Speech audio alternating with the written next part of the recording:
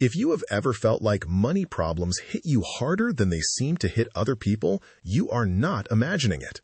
A small expense, a late bill, or a minor emergency can completely derail your month, while someone with more money shrugs off the same situation and keeps moving.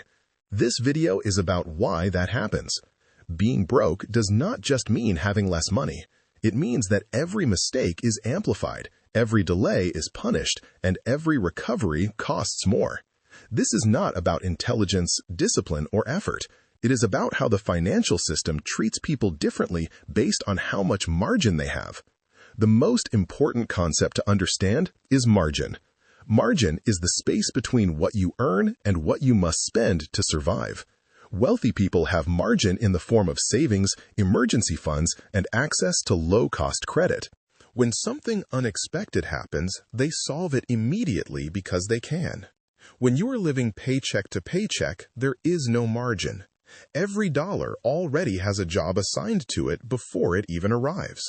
Rent, food, transportation, utilities, and minimum payments consume everything.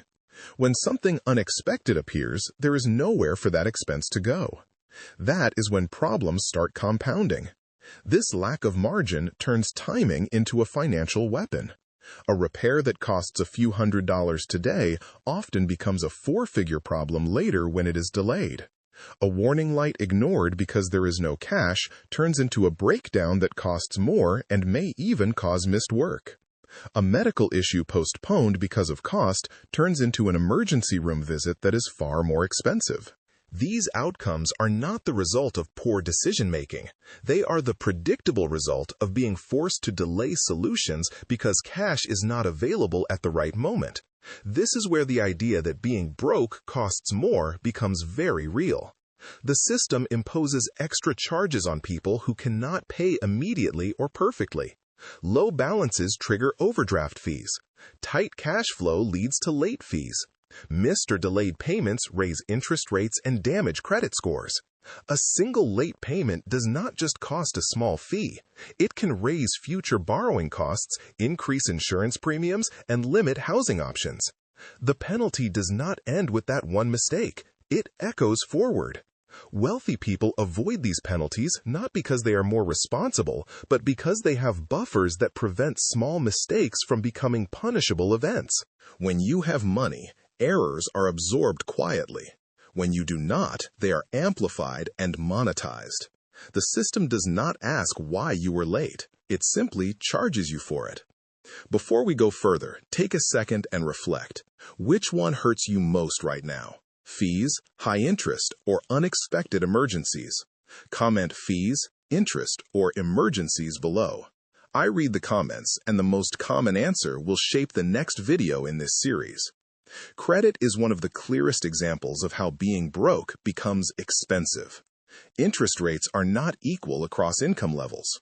Someone with strong credit and stable finances may borrow at a low single-digit interest rate. Someone struggling financially often has access only to high-interest credit cards, subprime loans, or payday lending with rates that can exceed hundreds of % annually. The loan amount may be the same, but the total cost over time is drastically different. This means that people who need money the most often pay the highest price to access it. Borrowing in these situations is rarely about luxury. It is about survival. It is about keeping the lights on, fixing a car to get to work, or covering medical costs. Yet the system prices this borrowing as high risk and extracts maximum profit from it.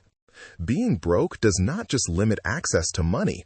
It makes money itself more expensive. Everyday spending follows the same pattern. When cash is limited, people are forced into choices that look more expensive over time. Buying in bulk is cheaper, but requires cash up front. Paying annually for services is cheaper, but requires having the full amount available. Owning items outright is cheaper, but requires capital. When you are broke, you buy smaller quantities, pay monthly, or rely on rent-to-own arrangements. This raises the per-unit cost of almost everything.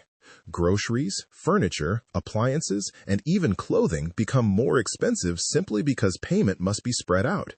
This is not a lack of discipline, it is a lack of liquidity. Paying more over time is not a preference, it is a constraint.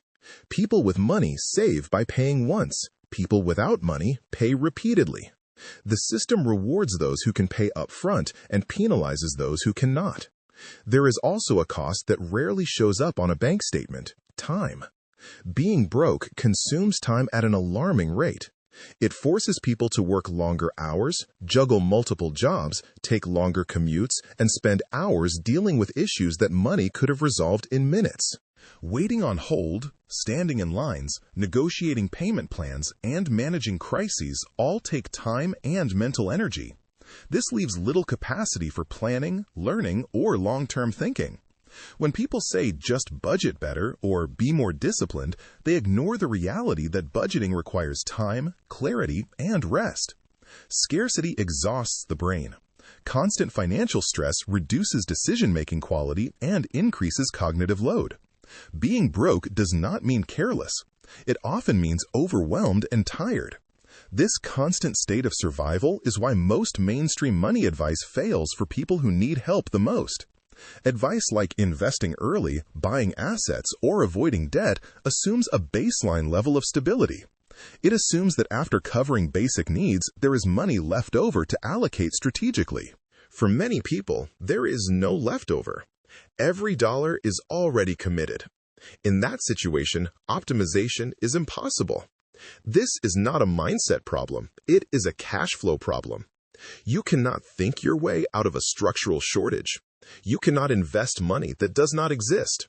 You cannot plan long-term when every decision is about making it through the next week. Telling someone in survival mode to think like the rich misses the point entirely. So what actually helps? The first priority is not investing, side hustles, or financial products. The first priority is stopping the financial bleeding. Fees and penalties are the easiest place to start because eliminating them creates an immediate, guaranteed improvement. Reducing overdraft charges, avoiding late fees, and lowering penalty interest rates can free up money without increasing income. This is not glamorous, but it works. After fees, the most powerful tool is a small buffer. Not a massive emergency fund. Not an unrealistic savings target. Even a few $100s can dramatically change outcomes. A buffer prevents small issues from turning into cascading disasters. It buys time. It creates breathing room. It reduces stress. Margin, even in small amounts, changes behavior and outcomes. Take a moment after this video and list every fee or penalty you paid last month. If you identify even one you can eliminate going forward, comment "Fixed one." That first small win is more important than most people realize. Improving credit strategically also lowers the cost of living. Perfect credit is not required. Fewer missed payments, lower balances, and reduced penalties are enough to make borrowing cheaper and expand options. Better credit affects not just loans, but insurance rates, housing access, and sometimes even employment opportunities. Making life cheaper makes progress possible.